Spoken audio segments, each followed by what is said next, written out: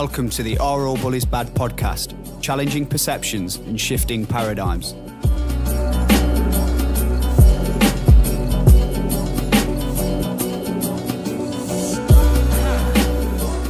Hey guys, Simeon and Callum again from the Are All Bullies Bad Team.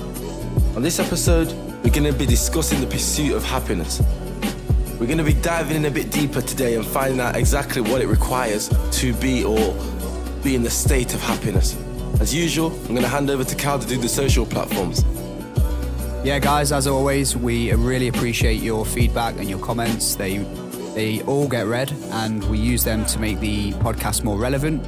So we've got the Gmail, which is the AABB Team at gmail.com. We've also got the YouTube channel, which we hope you guys are listening on now. And if you are, don't forget to subscribe. It's AABB Team. And then we've also got the Instagram, and it's at AABB Team. So as always, thanks for the feedback and the comments. We really appreciate it. We appreciate you listening. Mm-hmm. So let's get into it, Sim. Yeah, let's do it. So, happiness. Cal, as usual, we're going to go to our best friends. Straight to the dictionary. Good old Oxford Dictionary. And we've looked up the definition of happiness. And the definition of happiness is the state of being happy. Now, I don't know. It's quite a generic term, that is, isn't it? The rest of you feel like I do. I feel like I'm just being left to hang in the air for a bit. So I looked up the definition of happy. And the definition of happy is feeling or showing pleasure or content. Again, that is feeling or showing pleasure or content. So, yeah, they're the definitions. And I like that it says it's a feeling, yes, or an expression. Yes. That's something that I pick up on quite a lot there. It's a feeling, and we're going to talk about this in further detail as we go through the podcast. Mm-hmm. But just that one thing alone of it being a feeling should highlight to the listeners that it really is about inside. Yeah, and exactly. it's your internal. Exactly, yeah. So, as I say, we'll dig a bit deeper on that later on in the podcast, but that's just something to bear in mind early definitely. On. It's a good point to make as well from early doors, so we know where we're at. So some of the things that we're going to try and discuss, I guess, today are... how do you feel content or happy? Are all the things that make us feel these emotions good? And are pleasure and contentment the same thing? And and then afterwards I've got a few just a few questions to ask at the end just to get your mind ticking, I guess. And so Cal, what have you got that we're going to be discussing today? I think a lot of our notes sort of cross over. So as you're going through some of the points on your list there, Sim, I think, to be honest, we'll tick off quite a few that are on mine. Yeah. But things I'd like to hear about is where does happiness come from? Mm-hmm. How do we experience more happiness? And what techniques are there from going from sadness to happiness? I think that's really important. Yes, if you're having a bad day, then what can you do to turn things around? Yeah. And why are some people naturally happier than others?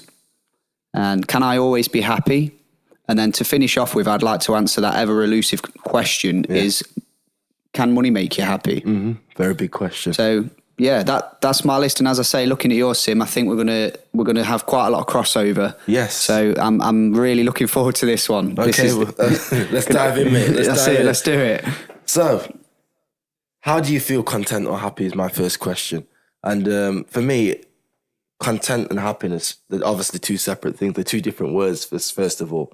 And I think, personally, happiness or being happy comes before being content. Because I feel, for me personally, I have to be happy to then be content.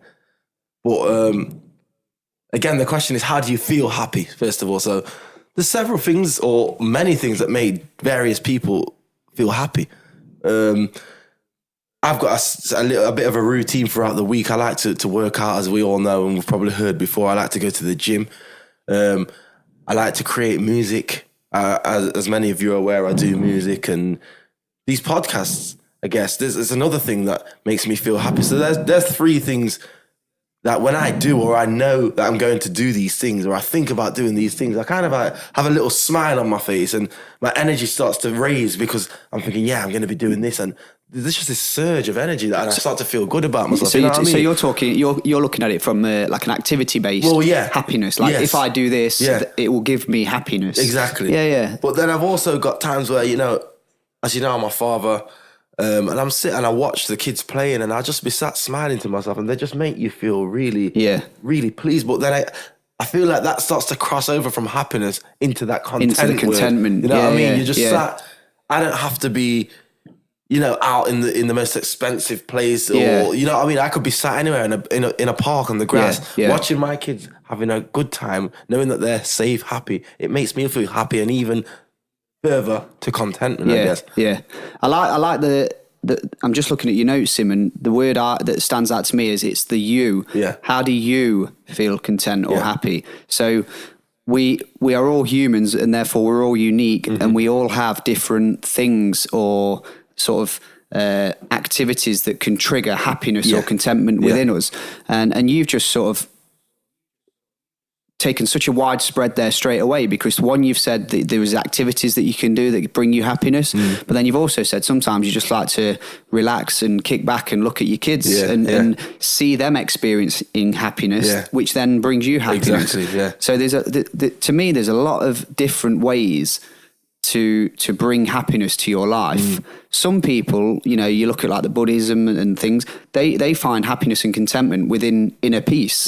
Yeah. So, there's so many different ways to find happiness that sometimes I'm surprised at how much sort of depression and negativity there is in the world when we have so many reasons to find happiness or so many opportunities to find happiness. So it is quite surprising. So, I mean, just going on to sort of how I'd feel content or happiness. I'm very similar to you, Sim. You know, we've both said it. We like to lead healthy lifestyles, not just in terms of going and working out, but also in what we eat. And I am a strong believer in what you put in, you get out. It's true. It's very true. And I'm looking at that from a diet perspective. If you put junk in, you're going to get junk out. If you put junk in, it's going to go and feed your mind, and you're going to get junk out. So be mindful of what you're putting into your body, and to see your body as a vehicle through the experience that we call life. And why would you want to contaminate that vehicle? You wouldn't want to go pour oil or petrol in your car if you knew it had to go on a long journey. You'd put the finest, if you had the means to do so, you'd put the finest oil in the petrol in your car. You'd put the finest parts on your car because you know that you need it to carry you such a long distance. Why is it any different with our bodies? Well, you're spot on there. You've just got my head thinking there, because you've just said, when you're going on a long journey in your car, and it's just triggered something for me, like more often than not, when you do go on a long journey, people all of a sudden pop the bonnet, we're checking the water, we're checking the oil, we're checking the tyres. Why is it just on a long journey? So what? And then I've started to think, hang on a second, life it's probably the longest journey that we're ever going to go on. Well, it has to be. I don't know about afterlife, because I've got my own theories and whatever else, but that's another podcast. Why is it, if life's the longest journey, why do we never check our own tyres as a figure of speech? Why do we not check our own oil? Why do we not check our own water and our headlights to make sure that everything's all right within our body? It's something that we should practice to do a lot more. And you've just said that, and I'm going to try and implement that into my own life and make sure I think I'm kind of on top of it, but you can never be too good at anything. You know what I mean? So that's a question for you guys as well listening. Any comments, please leave in the comment section below. As usual, we do read everything, and we do try to get back to anyone who's commented. Please let us know what you think about that. Why do we, I think the word I'm looking for is neglect. Definitely neglect. At the best of times. And we're not talking about everybody. No. There's people out there that are very, very good at this, and they lead really sort of structured lives, and they're very satisfied in their life, and they're content. And it's almost like a continuation, a continuous cycle of waking up, making sure their diet's right, making sure they've fed their mind some really uplifting, powerful, motivational information in the mornings, so they're starting their day right, and they're really good at that, and they lead really happy and fulfilling lives. And we're just, we are also aware that there's a pool of people, a bit like us, we still fall foul to this, that you do struggle to do that, and then you stop to ask, well, why am I not happy? And if you actually take an honest look at your life and look at what you're doing on a day-to-day basis, I think the answers will be more obvious than you think. That's spot on. So we've covered that. Next question: are all the things that make us feel these emotions of happiness, are they all good for us? I mean, for example, some of us like to go out for a drink on the weekend. Yeah, I know we do get that feel-good factor of meeting up with the boys or your ladies or your girls and, you know, having a drink and having what we call a good time.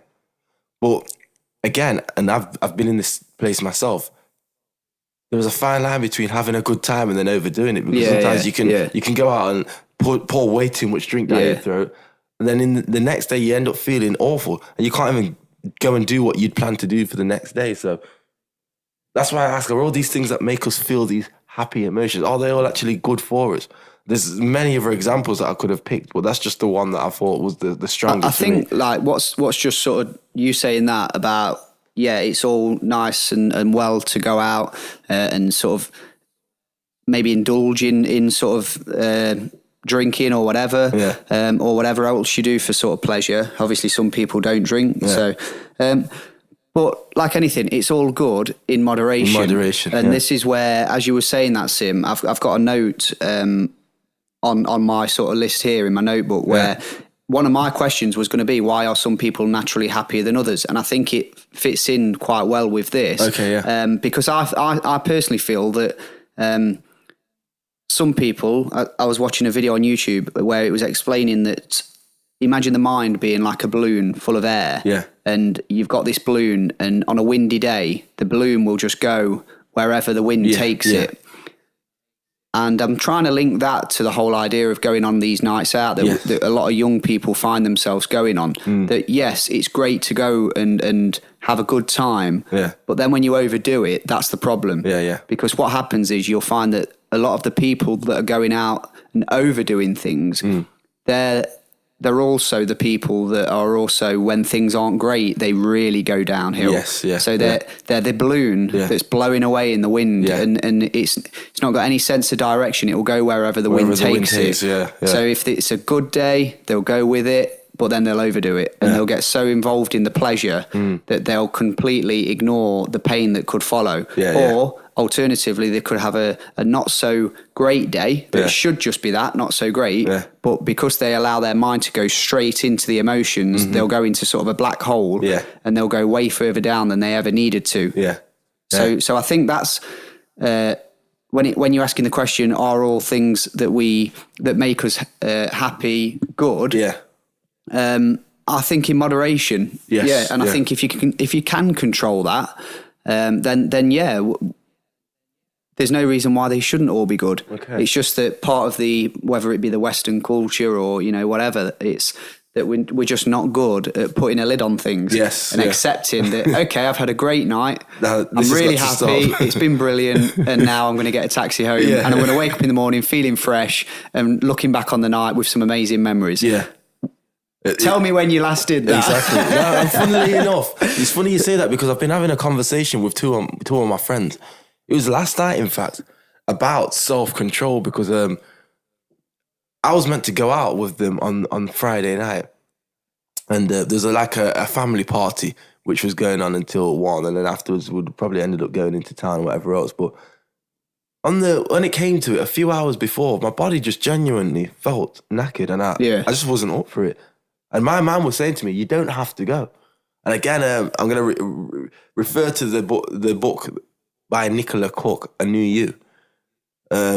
It's something that I read in there as well. It was saying, why, when you, as a human, sometimes you make promises to people that we're going to do this and we're going to do that. And you feel like inside, I cannot let this person down because I've promised them. And like, even you'll sacrifice your own feelings or your own thoughts because of the promise you've made to this person. So that kind of came back into my mind, and I was saying, you know, my body and my mind was telling me I'm not up for it and I'm not going to go. But it was really hard for me to call him up and say, you know what, lads, I'm not coming, you know. And then partially, I'm guessing, because I knew I was going to get some grief. And then secondly, because you just don't want to let the boys down, you know what I mean? Like, if you plan the night out. But at the same time, it's something that I've really been working on, self-control for myself in many different areas. And I went through with it. And in the end, it wasn't as bad. They understood. I woke up in the morning feeling better. And I missed out on a night out, but there'll be plenty more in the future. Exactly, so, again, Cal, it's just one of them ones, mate. So, it's the control element, I think. Yeah, and it's something that I really am working on. I'm trying to master. And I know in the future I will get there.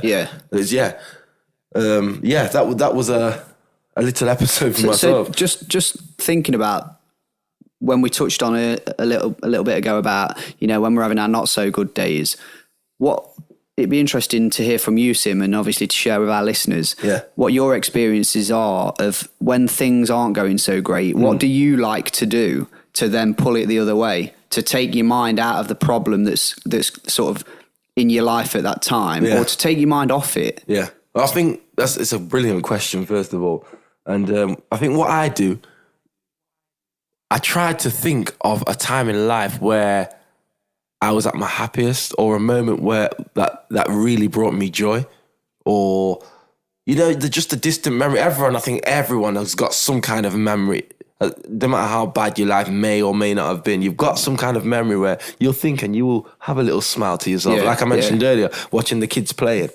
But depending on what level you've dropped down to in this sad state or whatever it might be a bit harder, because I've been in stages over the years where I've been laying in bed for 2 days. Don't want to wake up and face the world, you know what I mean? And in them circumstances it's a lot harder to pull yourself together. No one can tell you anything either, can you? Because you're just closed off. Yeah, you don't want to hear from nobody. You don't want to answer your phone, you know what I mean? I've been there, life's real, and it can get like that sometimes. Yeah. But what I found is, once you do snap out of that, whatever it is, I don't know what to label it with, but once you snap out of it, I find, you mentioned something earlier about routine. Once you get back into your routine, once you get back into waking up early, listening to your morning motivations, you start to get back in the habit of going to the gym. Because believe me, when you are in that state of mind, all these things that seem so impossible to do and so far-fetched, but once you start to gain control of yourself again, you get in your routines, you get back in the habits of doing good things. Yeah. For me, that is the key to staying in this happy state. A good routine. You're in a zone, structure. Aren't you? Yeah, you're in that really positive mental zone in your head. And it's like nothing can't attack you at that time. So, that's what I do. I like the whole routine thing. This is why I like these podcasts, because sometimes as we're talking about a particular topic or we're giving a particular lesson, I sit here thinking, wow, I've just received something there, like a message that I'm going to try and go away and apply, because the whole idea of routine should not be underestimated. No. And this is one thing I struggle with. And I know inside, if I can just incorporate a bit of a routine in my morning, then I'll be away. I'll be able to conquer anything. But the problem is, it's having that discipline to keep at it. Not just going 2 or 3 days and then saying, well, okay, I'll give it a miss tomorrow and then I'll pick it back up again at the weekend. It's having that deliberate determination to keep it going. And I think it was Les Brown, he does a great talk and he's on about the reticular activating system of your mind. And he's saying that, I can't remember the time frame, but it's like the first few minutes of your day, whatever you tell yourself in the first few minutes of each day, that will have an impact on the outcome of your entire day. So it's very, very critical that first thing in the morning, we wake up and tell ourselves something positive. Now, if there's people out there that are anything like how I was, waking up late for work every morning is not a good thing, because straight away you're rushing and you're out of your flow, and you're a bit erratic, and that is not a good place to start the day. It's not. And as painful as it might be to start your alarm clock half an hour earlier, I can assure you the benefit of actually getting out of bed half an hour earlier to make you on time will then allow you to be more susceptible to happiness during that day. You, like we've said before, you will attract it into your life. If you go to wherever you work or whatever you do on a daily basis, if you go to that in a state of happiness, you're going to attract more happiness. Like attracts like. Yes, of course.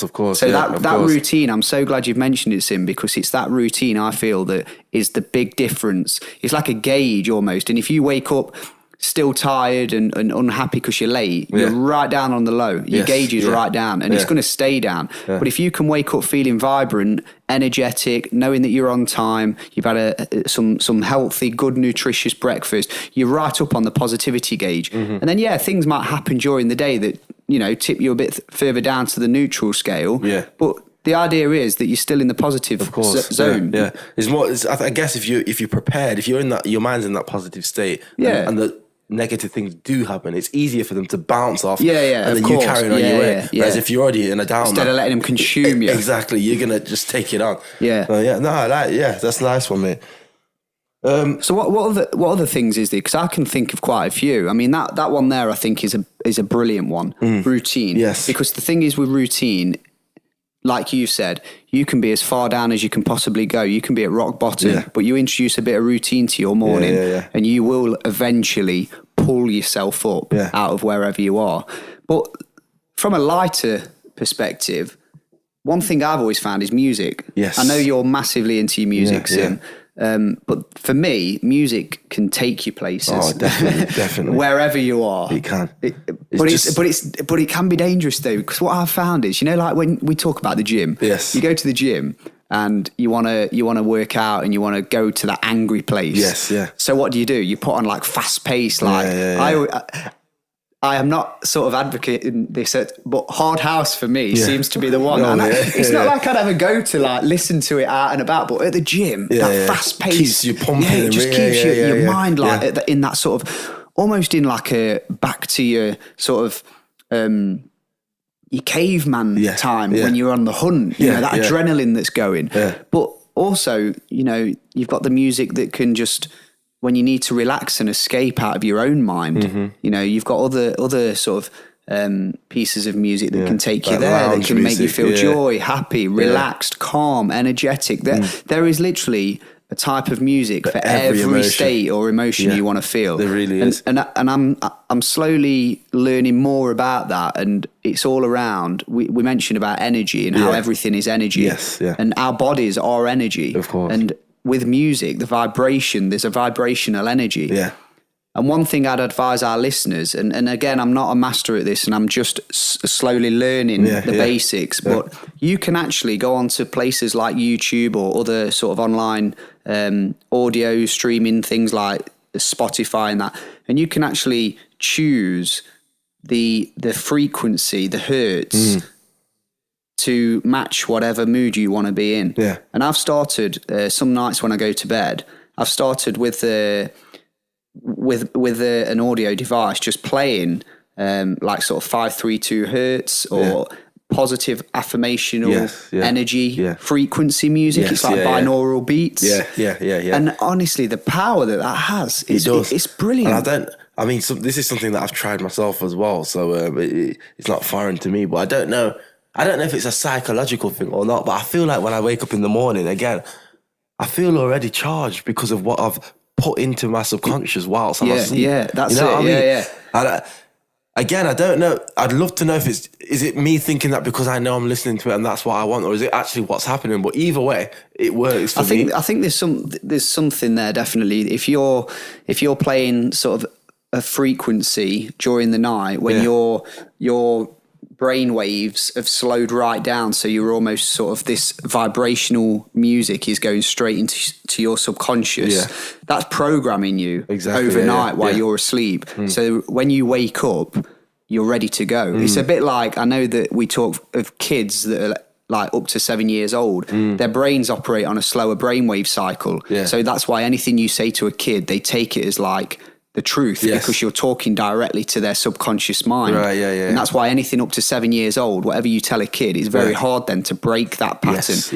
We all believed in Santa Claus. So these are the things where a kid will just take it and believe it because they're operating on a slower brainwave cycle. And when we sleep, we go back into that slow brainwave cycle. So it's amazing that you're listening to these sort of positive vibrational frequencies during the night to make you wake up full of energy. Exactly. And you mentioned earlier about putting stuff into your body. Again, not just the food, which you mentioned, which is a big one. Music is a massive one. Yeah. As we've said, music, you've got music for every state, every emotion.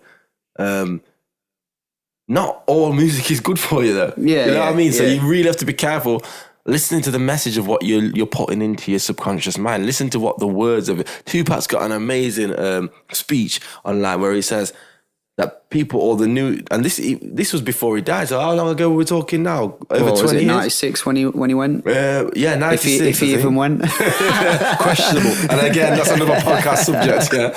But he said, listen to the words that are coming out. People just get put on a tune and just bob in the head. Yeah, the beat's sick. Listen to the words that the person's actually saying.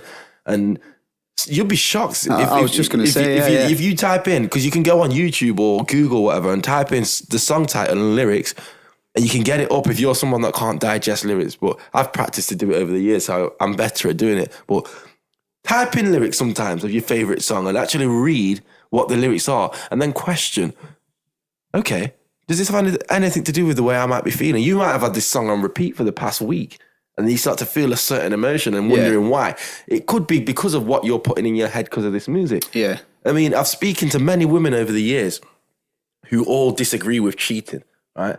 They don't like being cheated on. They don't like the thought of someone cheating on someone else. Yeah. But you speak to these women and you listen to most of the songs that they're into, you know, from like the 90s. You've got songs like oh gosh, now my mind's come back. I'm testing myself now.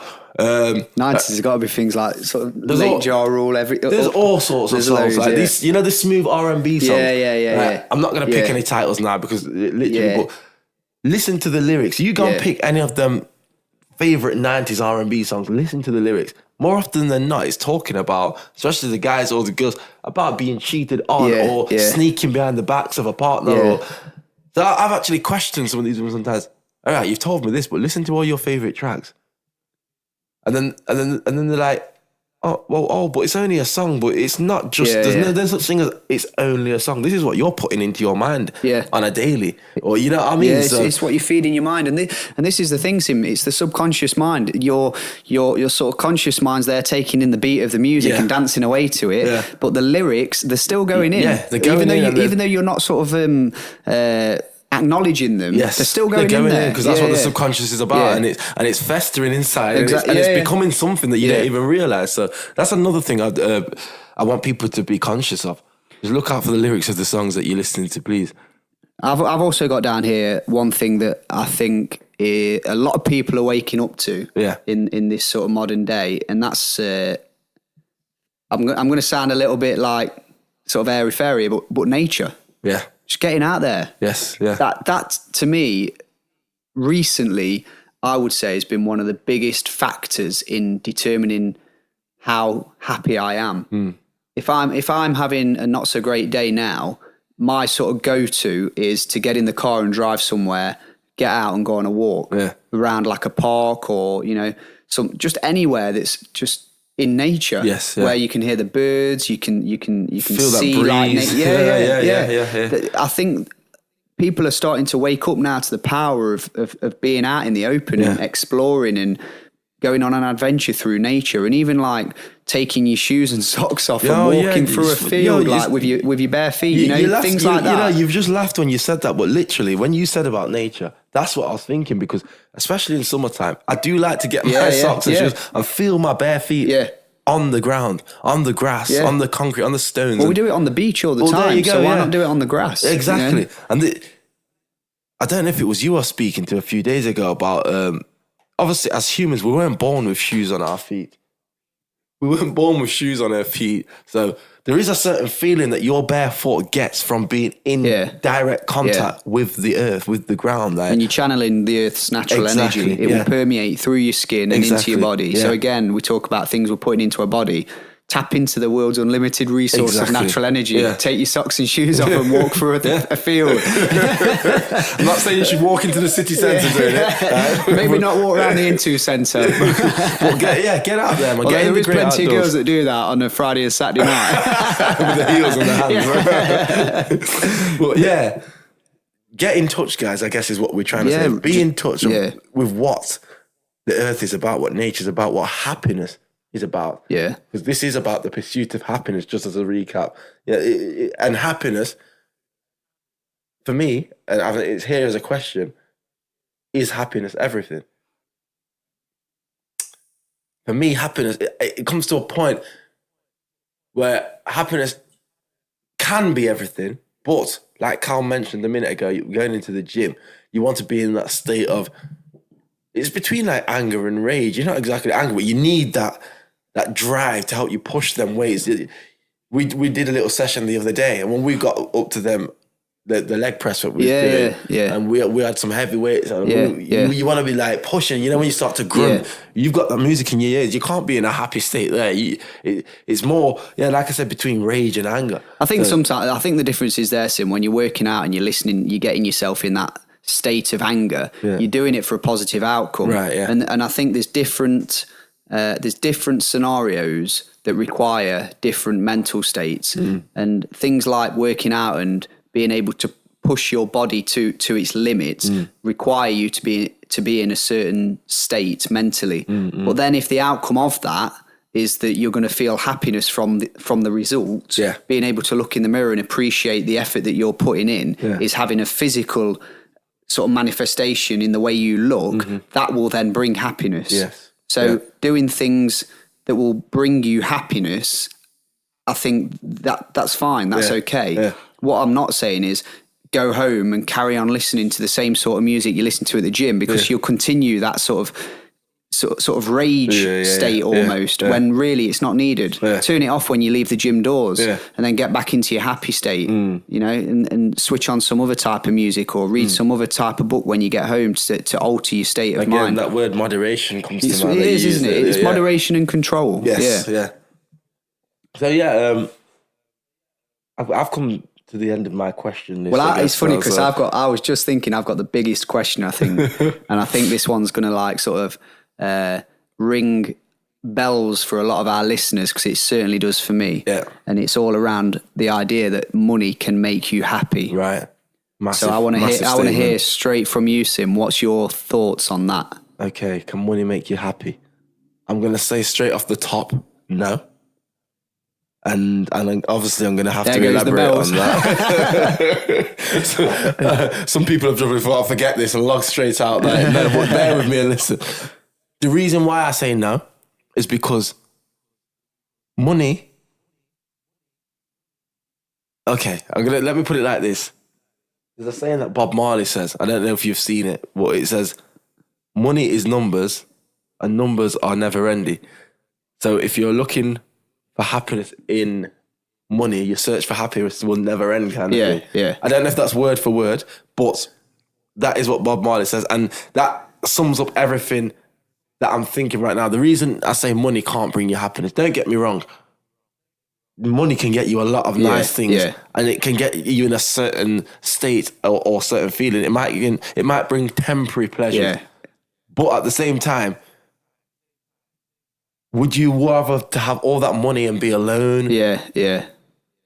And sacrifice everything else, what might be family, relationships, you name it. There's a million things. And Steve Jobs also said it. I'm sure we're all familiar with Steve Jobs. If not, if you have an iPhone in your hand or a Apple Mac or an Air Mac or a iPad, any of those things, Steve Jobs is responsible for that, guys. He's the inventor of the Apple industry. So, and he's one of the richest men to have ever lived. He's passed away now. And I was reading an interview by Steve Jobs, and he was saying, in all his time on the earth, he spent every second, every minute that he had into making Apple this amazing business or this industry, this empire, which it is. It is absolutely phenomenal. It's people like Steve Jobs and Bill Gates. They don't come around often, do they? No. So, credit where credit's due. He's done a phenomenal job. Big up Steve Jobs. But he did say, after gaining all these things, he had to sacrifice a relationship with his family. There was times when his daughter would come in the room to speak to him, and he had nothing there. There was no connection. There was nothing that he could give her. I suppose his child was Apple. Exactly.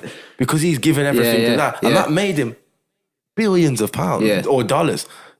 You know, one of the richest men out. He's just passed $1 trillion recently, hasn't he? Like the first $1 trillion company. I didn't realise it had gone that far, but I say that to say he had all that money, and at the end of the day, he could not have a relationship with his own daughter. Yeah. And he says, look up the interview, by the way, because it's a very good one. He did say that after gaining everything, he would have rather have a relationship with his family, with his ex-wife, with his kids, over having this company. So I'm guessing he could have had anything he wanted, anything in the world. You know, he could acquire if he wanted to. But that wasn't enough for him, and he'd rather have had a relationship with his family over that. So, yeah, I mean, and I'm not saying money can't get you great things, and it does, and it can, and these things can nice, but if they're not long lasting, because we have to remember, when you're dead, you can't take anything with you. Yeah, the ancient Greeks had the ancient. It was the Greeks. The Greeks, isn't it? Yeah. No, the Egyptians. Sorry, the ancient Egyptians had a problem with that, didn't they? They used to think like, I think most of those ancient cultures, they tried to take things with them to the afterlife. But obviously, we're so many years ahead. We dig up their graves and we find these things are still there. Still there, along with their bones. So guess what, guys? You can't take things into the afterlife with you, whatever the afterlife is. So. Be content with your life now. Be happy with internally happy. For me, internal happiness is better than any kind of external temporary pleasure feeling. If your inside is operating 1,000% on the feeling of happiness. Remember at the start of this, Cal highlighted the word feeling. The definition of being happy is the feeling or showing pleasure or content. So if you are feeling that from the inside, like 100%, and I guess everything else will just fall into place on the outside. Yeah, I would hope that, or rather, I'd like to think or wish or dream that there's a lot of listeners that when we say money and happiness, they don't even see the link. Yeah, there's so many people out there that financial status has no impact on whether they're happy or not. Yeah. Some of the poorest people out there can be the happiest people. Oh, exactly. And some of the richest people can be the most miserablest people. Yeah. I do agree with you, Sim, in regard to money can definitely bring you experiences that will bring you happiness. I get that, and I believe in that entirely. But what I would strongly advise is we don't link these almost like possessions or material items to happiness that says, well, if or when I get that, then I'll be happy. Yes, yeah. What we need to do is flip that round. What we need to do really is flip that. So it's like we start from a position of happiness and then we go about attracting those possessions or then material items into our lives. Yes, yeah. That's what we need to do, but we've got it the wrong way around. We've based everything on external factors. And that's why so many of us are walking around miserable because we ain't got what we thought we wanted to have in earlier sort of years of our life. Yeah. And now we're sort of depressed and we're feeling like failure because we've based all of our happiness on material things that if they don't come, then what then? Exactly. You know? Yeah. So you said a minute ago that a lot of the poorer people are the happiest, and it takes me back to every time I go to Jamaica, the beautiful country that it is. Obviously, it's a third world kind of country. Obviously, developing every time, but it's nowhere near where we are in England. And the people there don't have a lot of things. They don't have a lot of money, but they are genuinely happy. They get to go to walk down to the beach every day. They get to, just sit and walk down ocean fronts and stuff like that. And they have nothing but the look on their face, mate. Oh, yeah. And it always makes me think, would I sacrifice my life here just to have that happiness? And I think I actually would. So yeah. All right, so let's wrap this up then, Sim. Yeah. So we've discussed quite a lot there, and we've gone quite deep on a few of the elements of happiness and how to feel more happiness or show more contentment in your life. Yeah. So is there any sort of final things that you just want to leave our listeners with around happiness? Yeah, just again, just to re-emphasize that we've said, to feel content or happy, to get into that state of mind, remember certain things or past experiences. Try and get into some kind of a routine that will also help you to stay happy. Remember that pleasure and happiness are not the same thing. Things that will bring you pleasure or temporary pleasure doesn't mean that it's a long-term happiness. So let's remember to separate those two things and just try to do the best that you can for yourself, for your body, like putting in all the good things, food, diet, music, everything, who you surround yourself with. Just try and do the best that you can do for yourself, and you can't go wrong. Yeah, I'm glad. In my notes, I didn't have it written anywhere about nutrition and the effects of that on your body. Yeah. So I'm glad we've actually sort of started to raise an awareness of actually what diet does, sort of the role it plays in your mental state. Massive, so, massive. I mean, the things I want to just quickly leave our viewers with, and there's just a few, we've touched on them already. Don't overlook the simple things that can make you happy. So being outdoors, having a walk in nature, listening to your favourite song, or even talking to your favourite person can really shift your mental state. Yeah. Another one is, this one's sort of banded around time and time again, don't sweat the small stuff, and 99% of things are small stuff. And I honestly believe that unless you've got a problem with your health, then you really don't have a problem. Because everything else can be salvaged, but your health is the most valuable thing in your life, because if you don't have your health, then you're going to struggle. Another one is also, like we've just touched on, don't link money to happiness. As you said, Sim, a bit like using the Bob Marley quote, with money being numbers, and if you're using that as a measure of success or happiness, then you'll forever be chasing it, because it's never ending. Exactly. Okay. And also, one thing I'd like to leave our viewers with, and a lot of our viewers have probably seen this across the social media platforms in some way or another, is the fact that there's 86,400 seconds in a day. Now, if you convert that into pounds in your bank account, if you've got a bank account with £86,400 in, and somebody keeps taking £60 out of your account throughout a day, you're going to notice it really quickly, and you're going to go straight down to the bank and wonder what's going on. But then think about that for a second. If we have these seconds in our day and somebody is stripping us of our happiness, that's 60 seconds, that's a minute. How many minutes are we going to give over to this person or this sort of scenario that's going to strip us of our happiness? Exactly. Yeah. So we'd notice if it was money in our bank account, but what about if it was happiness in our being? Yes. That this person or this particular scenario is stripping away of us. You know, so let's just think about that. Are we going to allow them to take a few seconds, or do we want to continuously think about that for the rest of our day? And before long, they've wiped the whole bank account clear. Yes, amazing. Wicked to finish on. I love that, mate. Just something for our listeners to think about. So, okay, guys, I've been Cal. Sim as always. So, pleasure for having you with us today. Thank you very much, guys. Continue listening to our other podcasts, and please comment wherever you can. So, cheers. Thank you. Okay, guys, that's a wrap. So, thank you very much for tuning in again. As always, your support is really appreciated. We really do like the feedback that comes through. It helps us make the podcasts even more relative.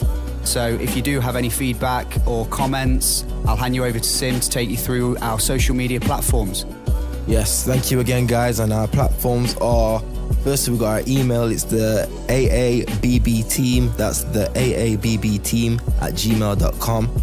We're also on YouTube. You can catch us at AABB Team. Please subscribe to our channel.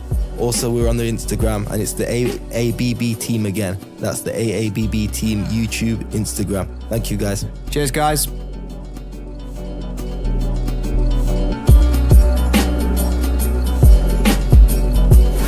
This podcast was recorded and edited by Prince Bazza.